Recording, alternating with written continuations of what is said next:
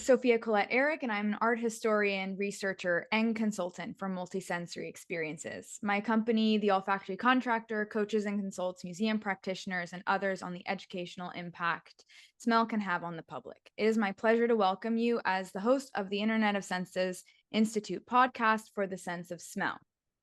And we have Liam R. Findlay with us today, who is a themed attraction and historical scenting consultant for AromaPrime, where he also manages the company and its factory. His role involves guiding theme parks, museums, and other attractions through the process of using immersive scents. These scents might be specially created, perhaps based on careful research or selected from AromaPrime's collection, with the purposes of telling stories, evoking emotions, influencing behavior, or educating. In his spare time, Liam researches the uses of scents at visitor attractions throughout history. He makes YouTube videos on the topic, and he has contributed to academic projects like Odeuropa. Liam's current focus in a handbook for attractions, hoping to use scent. Okay, well, that was a lot, but welcome, Liam. Thank you. Thank you for having me. Super excited to talk today. Liam and I have a lot in common, so we always have a lot of fun speaking together. So, can you start by introducing yourself, describing your unique profession as a themed attraction and historical scenting consultant? Yeah, it's a bit of a wordy title, and I tend to kind of change it around depending on the context of who I'm talking to and what kind of communicates the role best. So, my job at AromaPrime is to guide different visitor attractions, whether they be museums or theme parks or escape rooms or adventure golf, using scent. And mainly it's scent for storytelling purposes. Sometimes it's to educate, like representing a fact. Sometimes it might be bringing back memories for people with dementia and care homes. If we're going to a very specific topic, it could be affecting visitor behaviour, so either shopping behaviour, but also directing people in certain ways at a venue. So I guide customers in achieving what they want to achieve, and the stages range from advising on the best diffusion methods. So that might be telling them which scent machine would be best for their experience, or it might be advising on how to put their smell station together, normally if it's a museum. And then I might advise on what scents from AromaPrime's collection they could use. So AromaPrime has over 400 different unusual smells for them to pick from. And they might try samples or we'll make special blends for them. So I take people through the whole process. When you say diffusion, what do you mean exactly? Emitting the scent. So at AromaPrime, there are different atomizing machines that release scents as an invisible mist. We have dry diffusion tools such as the Aroma Block. So this is a metal case and it contains a spongy material under this grill. And you just remove the lid and the scent comes out. And there, of course, are no liquid particles. And then there are smaller aroma cubes, which are handheld just for close-up sniffing in tours and that kind of thing. We do sprays, so the diffusion methods can vary quite a lot. And what kind of scents, or should I say smells, does AromaPrime have? There's lots of malodors, which we're known for, so things like rotting flesh and stables, vomit, urine, poo, old hospital, new hospital, and lots of specific things. So, like the hospitals, there's swamp, penguin vomit, penguin poo, quite a range. And there are nice ones as well, like sandalwood, but that's a bit boring. Yeah. Okay, so changing the topic slightly, what do you love about the sense of smell? Well, kind of reflecting what I just said, I like it as a storytelling tool and that you can use it in so many diverse ways. And I like how it transports you as well, which is a bit of a cliche, but the way that you can diffuse something that smells like a stable, for example, and suddenly you can imagine you're in the medieval period or you're in some scene that's been set up through different means. So, like if someone's telling a story and then you can smell the stable and you suddenly feel like you're there. And of course, the emotions that can be drawn out from personal associations with the smells as well. So it's a very powerful tool, but it's very simple to use, which is fun. Which is something I think people don't realize, that it's simple to use. But you make it very simple, and especially with these aroma blocks, or like with the things that AromaPrime has, simplifies the process quite a lot. And it's really accessible, which is cool.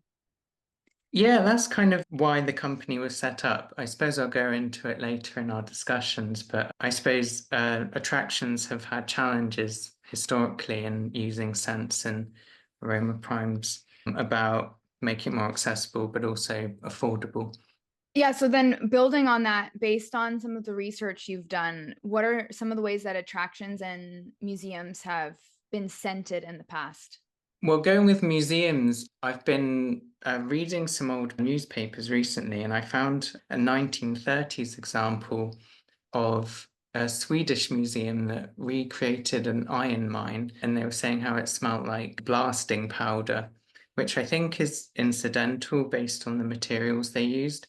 And I found that museums used to use like organic and basic materials a lot. In the 60s, there was Gladstone Courthouse Museum, which the curator would like rub rosin on the heating pipes and he would grind coffee beans. He had a recreated Victorian street. So it was kind of a rudimentary. And then theme parks in the early years, around the 70s. And in fact, in the 50s, they at Efteling, where we went together, they tried dropping scent oil into water fountains, which didn't work. And then Disneyland would use like basic shop bought atomizers, but there were concerns about scents overlapping in the rides. So there were kind of experiments, I suppose, with what was available, but there wasn't the equipment to make it easy for attractions to use scents, which is where companies like AromaPrime came in with their products. So AromaPrime started with a heating, it was like a cup that you would plug into the wall and you'd put liquid in the top and it would heat up to evaporate what would eventually be scent oil, but it was initially for insect killer, for Oh, yeah. spreading that through the air. And then eventually, when the company was taken over, we thought we don't really want things heating up, so we moved to atomizing machines. But we choose our products, particularly with this, for example, we develop things with the needs of the customers in mind. What's interesting about what you just said is the early examples of using scent in certain environments were very, I won't say practical, but like you use the material which you want the environment to smell like. So like you said, someone ground coffee, like literally grinding coffee in the environment. But now we usually add scents which are created, or oils, or with Aroma Prime you have these aroma oils that have been created specifically for the purpose of using for entertainment. So my next question is, how do you think it, like, is this a change that you've seen over time? Like, how do you think this type of scenting of environments has changed over time? Yeah, I think there was a noticeable boom, particularly in the UK and then gradually across Europe in the 80s and 90s, when like museums were getting all themed and building lots of themed sets. And that was when Aroma Prime kind of started working with museums and they made the smells for Jorvik Viking Centre, which is a dark ride through a Viking village that was recreated based on the archaeological site that was there. That was a big time for smells and eventually for theme parks as well. What year did the Jorvik open again? Was it Uh, 80s or 1984, I think. yeah, 80s? Yeah, and I feel like we're going through a similar kind of boom in scent usage. In terms of how technology's developed, I kind of touched upon it, but in the US, for example, in the 80s when Epcot opened, they had dark rides, which is when you're in a vehicle that passes different scenes. Because there wasn't any company that specialized in using scents in that such a specific environment, they had to develop their own technology. And they made what was called the Smell Expert, which was a scent cannon. And it would have a scented wick. It would there was a wick inside the machine that would be periodically sprayed, and it was constantly blown by a fan. And then there was a trigger. So when the vehicle went past this trigger, that the opening of a tube at the end of this machine would open and the scent would blow out. Just be for that moment, because of course previously they'd have had issues of scents overlapping in the different scenes.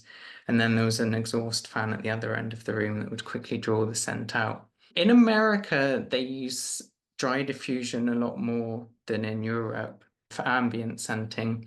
So Disney parks use fan machines that contain scent beads, for example, and that became particularly popular in the 2000s. Pretty much, other than that, there's those heat up cups. Even today, you still find them around in museums and things. They're referred to as smell pods in the industry because they had such an impact. Like, people will come to me and say, "Can I have a smell pod?" But they don't actually mean that, because the words evolved over time. They'll come to me and say, "I want a smell pod," and they actually just mean a bottle of scent oil.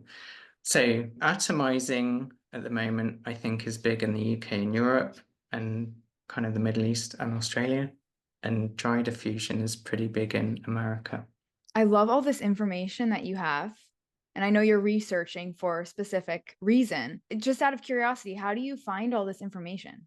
I guess it helps that my job is so closely tied to it, because I interview people and I ask people about things. Because I'm putting a handbook together, I've got like specific topics that I'm covering. So I'm kind of forced to look into things and ask people like, "Oh, this project that you worked on, what was this thing made of?" But also because I work for AromaPrime, and I can kind of, like, customers might send me photos of their technology and say, "This is what we've got. How can we use our scents in it?"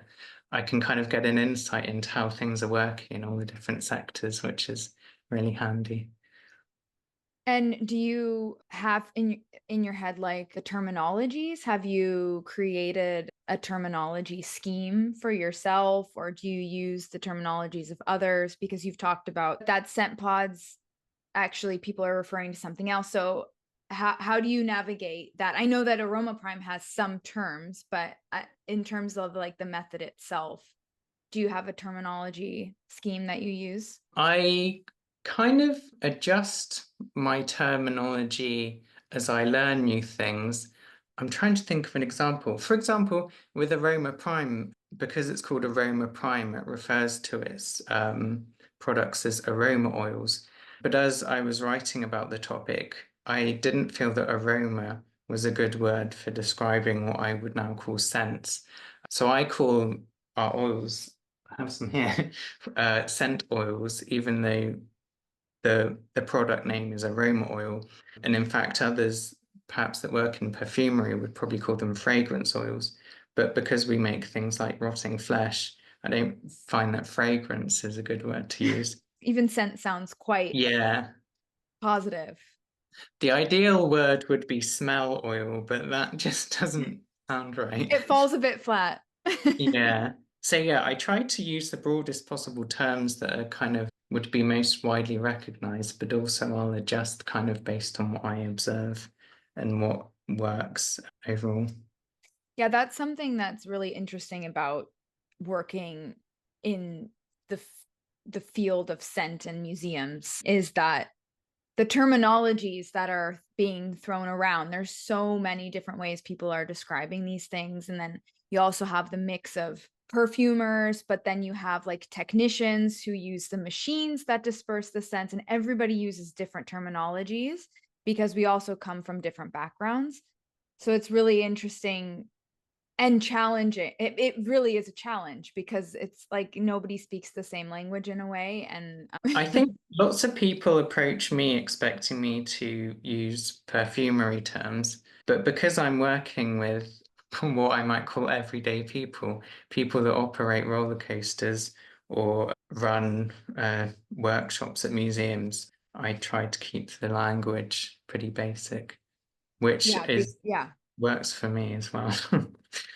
Yeah, because not many of us know perfumery terms, or most of the Yeah. like average people out there don't know those terms because they're formal, I would say, or particular to a certain field that you would learn or practice you would learn, I guess you could say, or Yeah. profession.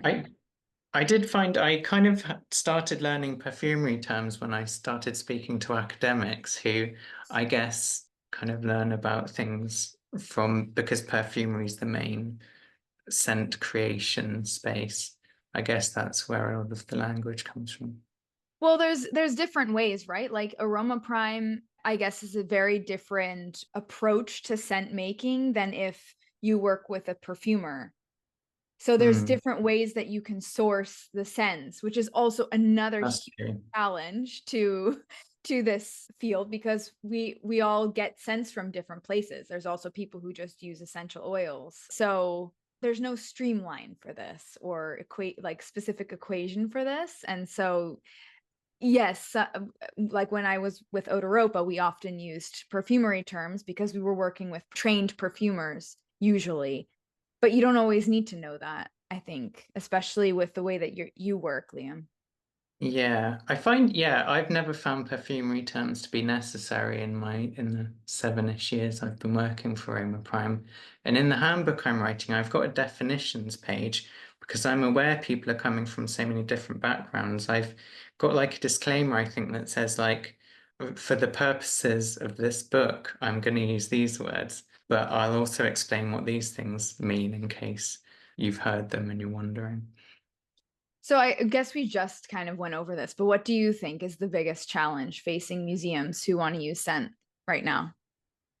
Well, I had to think about this one, and I initially I feel like the obvious answer would be conservation. When it comes to museums, I guess because it's so high risk, if something becomes damaged because of something you've diffused, it can be a costly mistake. But I think actually we're pretty good with conservation, like in terms of the museum sector and scent suppliers. I think like I've never heard of an instance, even though like I've looked into it a lot because it's so important, but I've never actually heard of an instance where things have been damaged because of scents. Or at least I suppose curators might keep it to themselves if that did happen.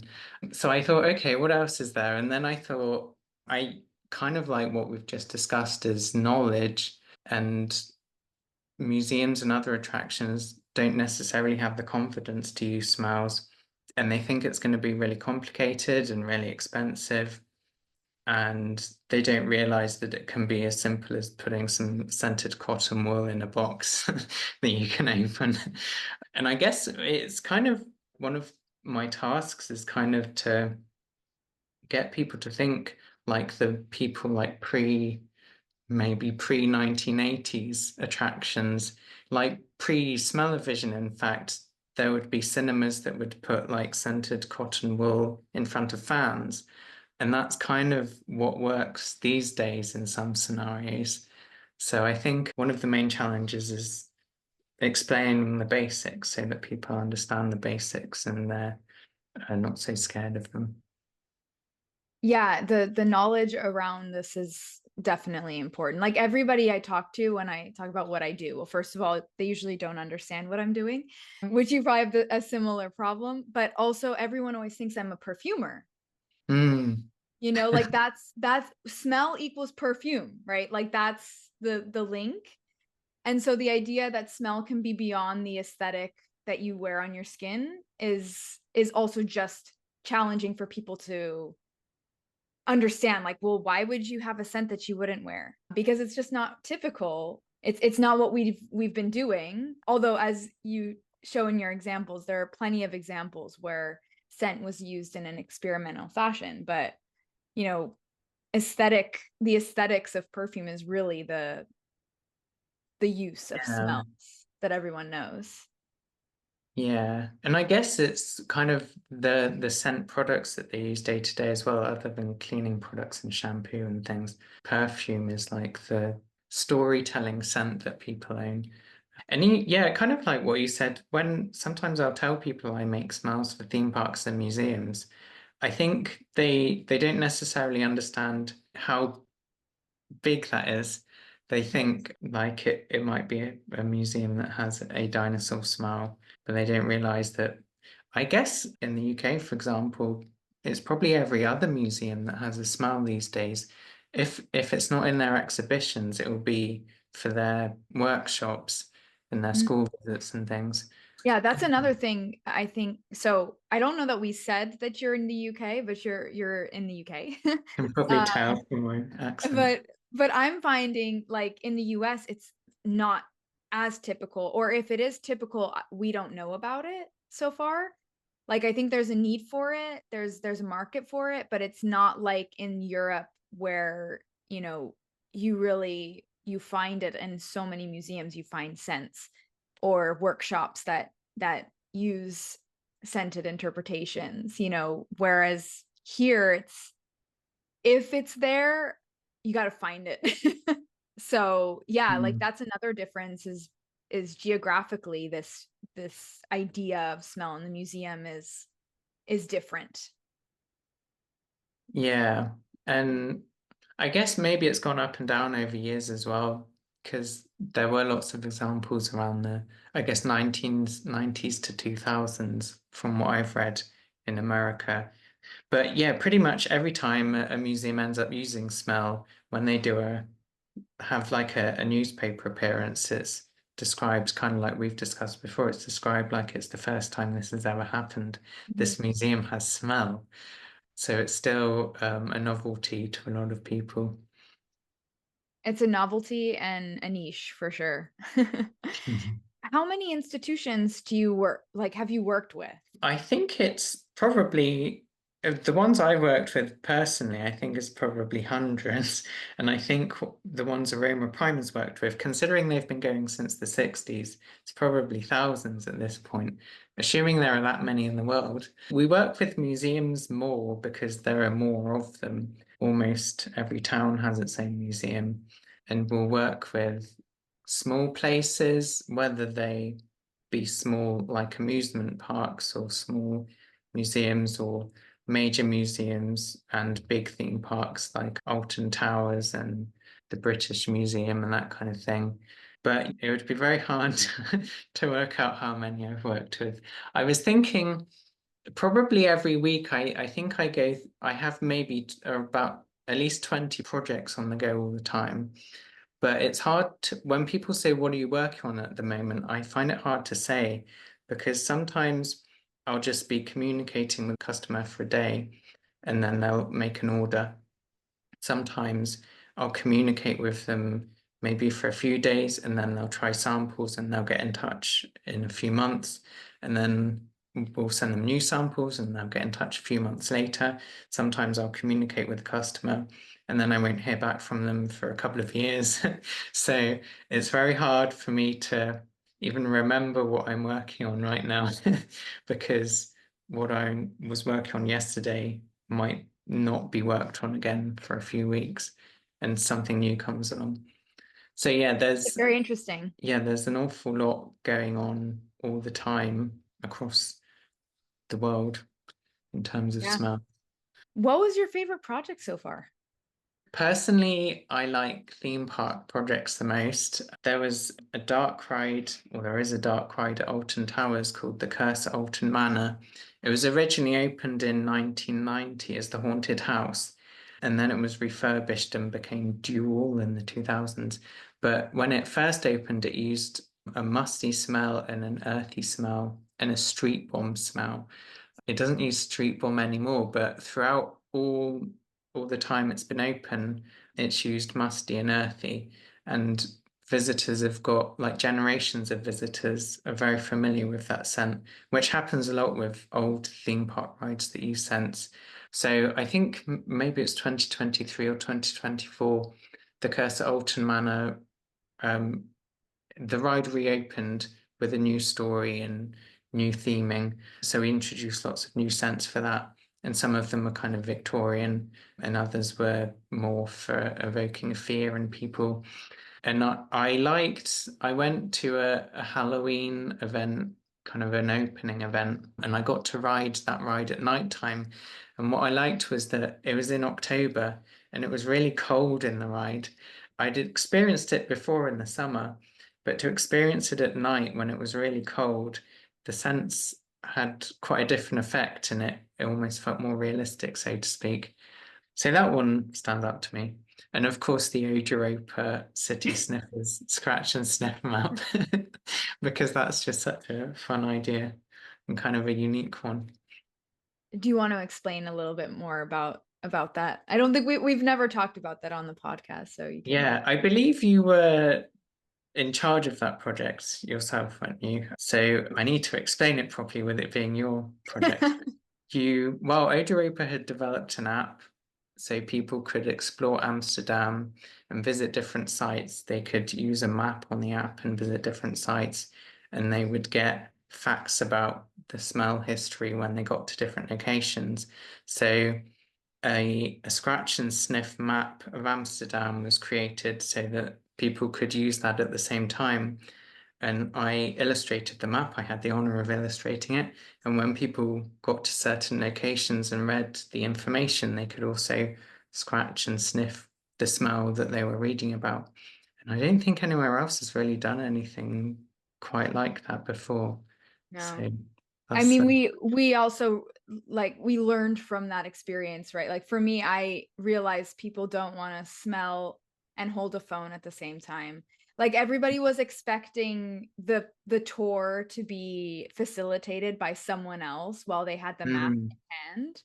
So that's interesting that people didn't like, I mean, it's also kind of a practical challenge, right? To have your phone in your hand and scratch and sniff. But yeah. research and development is always something that happens with smell projects, right? You learn along the way. But I really loved that project has a special place in my portfolio, you could say, because it was so cool. And Liam's map was your map was just amazing. Oh, I have something you might like to see. So this isn't scratch and sniff, but it was kind of inspired by city sniffers. It's a map Oh. of Node Fort, which I live near. It's a Victorian fort, and I just wanted to make a smell map of it because I've been volunteering with them. Just so like I said, it's not scratch and sniff, but you can kind of explore and it just points out the different smells you might come across. And then on the other side, it's the fort in the 1800s because as part of a workshop I did with them, we looked at what smells might have been around the fort in the 1800s. So you can, as you're exploring, you can look at the contemporary smells and then look at what smell would have used to be there, would have been there in the past. So the front of the card, are you highlighting smells that are existing there already or that would have Yeah. So there's things like the ocean breeze. It's not very stinky there, so I had to make some up. Well, not make them up, but kind of think about what to include. So there's like cafe food because they have a cafe. Mhm. They have underground tunnels, so you can go down there and kind of sniff the dampness. But I didn't want to put damp tunnels because the fort wouldn't have liked that. So I had to think about how to phrase that one. And then there's like gardens outside the fort, so you can smell the flowers. I think the historical one is a lot more interesting because it's things like the toilets and tobacco and cannons and fire and boot polish. But it's fun because it raises visitors' imaginations, but also their noses to pay attention to what you're smelling. That's cool. Yeah, Like you're having them engage with it in a different way, even though it might not smell like that right now, but you're having them interact with their nose in a way. So that's really yeah. And I think particularly if people have visited a venue before, the fact that they can explore it from a new perspective, I think helps the venue in kind of keeping excitement up. Yeah, so City Sniffers has had a lasting influence. that's awesome. So I want to talk a little bit about reproducing and applying historic scents, which we've kind of touched upon before, but like this difference between perfumery and what we do. Actually, we both work with historic scents. So how do you differentiate our work, your work with traditional perfume making? The way I've always thought about it, because I don't make smells myself, I'm not a perfumer or kind of a scent designer in that I work with blends or that I direct perfumers to make things, but I'm not a perfumer or trained in perfumery. So I kind of think of it like being a painter. One, we could describe ourselves as painters, but not paint manufacturers. So I feel like it's different stages in the process. And some painters, in this case, scent people, might be involved in the manufacturing process, and some might just be involved in the painting process, and some might just be involved in putting the paintings up on the wall and marketing them. So I think they're kind of loosely based. I also thought of it like writing, like they're kind of the same thing. Like you might be a writer, but some writers write poetry and some writers write scientific essays. So I think the basics are the same and there are overlaps, but I think it's fine to consider them as different things. And how do you define a historic scent? And do you have a term that you do use heritage scent? Do you use historic scent? How do you say historic scenting consultant? So I'm assuming you usually use the word historic scent. Yeah, I normally say historical scent just to give it a bit of leeway because I feel like historical's a bit historical compared to historic. Sounds more like it's based around history rather than it's specifically from history. So, because as you know, when you're trying to recreate, so to speak, a scent from the past, it can be an artistic interpretation. In fact, you've written about it quite a lot. So, I consider historical sense to be anything that's based on past, normally an attempt or an interpretation of what used to be there, but it can also be something that gives an impression. I guess, like with theme parks that are less interested, although they're sometimes very interested in accuracy, because accuracy helps with the storytelling, but when they're not so interested, and like we're working on the haunted house ride, it can be more historical and artistic because it's not necessarily what a Victorian house would have smelled like. But I might still refer to some of those scents as historical. Briefly, what's the process that you go through if you're creating a historical scent? I would listen to the brief. I would sometimes it's very simple. We might have, if they need a smoky smells normally just smell like smoke. So that can be pretty easy and we can get something off the shelf. If they need to develop something very specific, I'll try and get them to refer to research, or I might have to do some research myself just to make sure the scent is well informed. And again, not necessarily 100% accurate, but as well informed as it can be. And then we'll either make some blends with AromaPrime's existing oils, combining different elements like a bit of dampness and a bit of rosemary, for example, or we'll work with one of the manufacturing facilities that we work with to make something from scratch. But I prefer to stick to blends normally because they get what the customer needs and it keeps things simple. And people are often on a budget and working to tight deadlines. So blends work very well for us normally. And I know you're sometimes involved in this, but not always with all of your customers. But what do you think is the most important part of presenting the scent and its historical context? Well, I've actually, with no thought again, I've been developing some smell stations with them. And I guess it depends on the audience. Lots of smell stations for children because they're fun, in which case, one of the most important things can be to tell people how to access the scent, like lift the lid. There are many smell stations where people don't know what to do with it because they're not familiar with using smells or they don't expect there to be a smell in something. So I find instructions are very important when you're presenting a smell, unless it comes and they can be passive. Or you might want to also include the what informed the smell. If it's more serious, so to speak, you could include the sources so that people know that what they're smelling is based on reality, but also so that they know it's based on research and it's not the actual smell, because the public can have different understandings of what you're presenting to them, and it's good to be clear because there are so many complexities. Great. That was a good answer. Okay, so out of time, but I wanted to give you a chance to talk about what you can talk about projects that are coming up, or I know you're also writing a book if you want to talk about that before we go.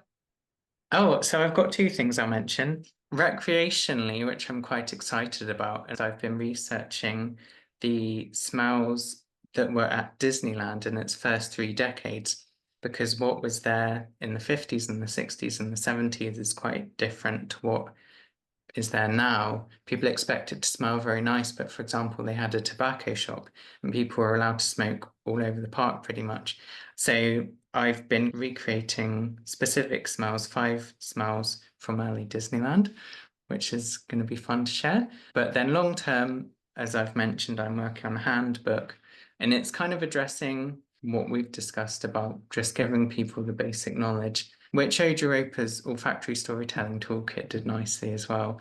But this is looking at like theme parks and museums and escape rooms and all the different kinds of areas.